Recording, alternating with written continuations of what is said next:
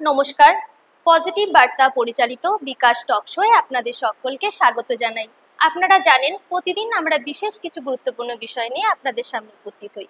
আজও ঠিক তেমন একটি গুরুত্বপূর্ণ বিষয় নিয়ে আপনাদের সামনে উপস্থিত হয়েছি। আজ আমাদের স্টুডিওতে উপস্থিত হয়েছেন রাখি মাহাতো ম্যাডাম। নমস্কার ম্যাডাম। নমস্কার ম্যাডাম, আপনার কাছে রিকোয়েস্ট করব আপনি যদি দর্শক বন্ধুদের উদ্দেশ্যে আপনার পরিচয়টি দেন। নমস্কার, আমি দীপশিখা নার্সিং ইনস্টিটিউশনের একজন সিস্টার টিউটর। ধন্যবাদ ম্যাডাম।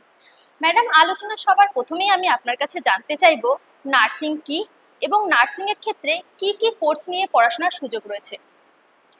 প্রথমেই বলি, নার্সিং হচ্ছে একটা নোবেল প্রফেশন, যেখানে আমরা মানুষের সাথে সরাসরি যুক্ত হতে পারি, যেটা অন্যান্য প্রফেশনে পুরোপুরিভাবে সম্ভব হয়ে ওঠে না। এবং এখানে কি করা হয়, নার্সিংয়ে একজন পেশেন্টের mentally, physically, spiritually, socially, economically all over condition মাথায় রেখে যত্ন সহকারে কেয়ার দেওয়া হয়, যেখানে কি হচ্ছে তার মাধ্যমে পেশেন্ট আমাদের পুরোপুরি সুস্থ হয়ে উঠছে। তার যে অনুভূতি সেটা হচ্ছে ভাষায় প্রকাশ করা সম্ভব হয় না। এবার হচ্ছে বলে রাখি যে নার্সিং ফিল্ডে বিভিন্ন ধরনের কোর্স রয়েছে।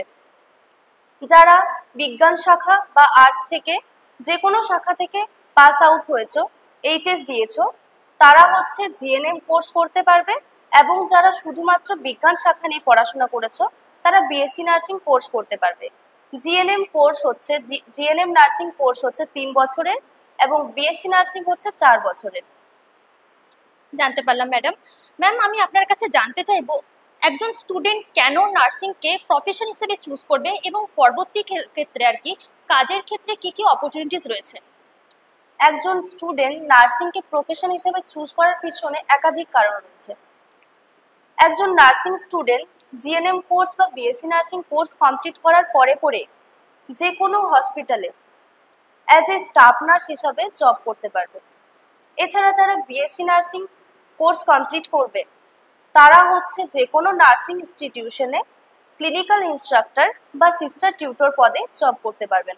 এছাড়াও বিভিন্ন ফিল্ডে রয়েছে নার্সিংয়ের অপরচুনিটিস, যেমন একজন নার্সিং কমপ্লিট করার পরে as a psychiatric nurse, সিএচও, community health officer এবং পেডিয়াট্রিক নার্স।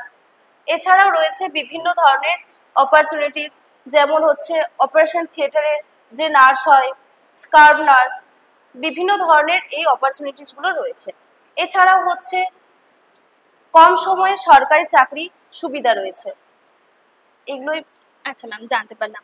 ম্যাম, আমি আপনার কাছে জানতে চাইবো যে নার্সিং কোর্স করার জন্য এন্ট্রান্স এক্সাম কি কি আছে। এন্ট্রান্স এক্সাম বলতে জিএনএম কোর্সের জন্য জেই এন্ট্রান্স এক্সাম দিতে হয় এবং বিএসসি নার্সিং এর জন্য জেনপাস ইউজি এক্সাম ক্লিয়ার করতে হয়। এছাড়াও ডাইরেক্ট নিট এন্ট্রান্স এক্সামের থ্রু বিএসসি নার্সিং এ এডমিশন নেওয়া যায়। আচ্ছা, নার্সিং স্টুডেন্টদের এই এন্ট্রান্স এক্সামগুলোতে কোয়ালিফাই করার জন্য কিভাবে পড়াশোনা করা উচিত বলে আপনার মনে হয়? পড়াশুনো বেসিক্যালি প্রিভিয়াস ইয়ারগুলো সলভ করতে হবে ভালোভাবে।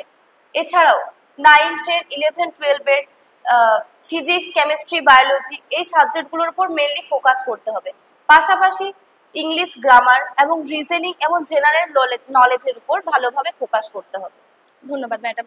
ম্যাম, আমি আপনার কাছে আরও জানতে চাইবো নার্সিং নিয়ে পড়াশোনা করলে স্টুডেন্টদের কি কি স্কলারশিপ পাওয়ার সুযোগ রয়েছে। নার্সিং ফিল্ডে রয়েছে বিভিন্ন ধরনের স্কলারশিপের সুবিধা, যেমন স্বামী বিবেকানন্দ স্কলারশিপ, ওয়েসিস, ঐক্যশ্রী। এই স্কলারশিপের মাধ্যমে এককালীন একটা টাকা পাওয়া যায়, যেটা হচ্ছে স্টুডেন্টদের আর্থিকভাবে সাহায্য করবে। ধন্যবাদ ম্যাডাম। খুব ভালো লাগলো আপনার সাথে কথা বলে। আপনার দৃষ্টিভঙ্গি এবং উপদেশ আশা করি আমাদের দর্শক বন্ধুদের উপকৃত করবে। দর্শক বন্ধুদের উদ্দেশ্যে বলবো, কেমন লাগলো আমাদের অনুষ্ঠান নিশ্চয়ই কমেন্ট বক্সে জানাবেন। সঙ্গে থাকার জন্য ধন্যবাদ। আজকের আলোচনা এখানেই শেষ করলাম। ধন্যবাদ ম্যাডাম।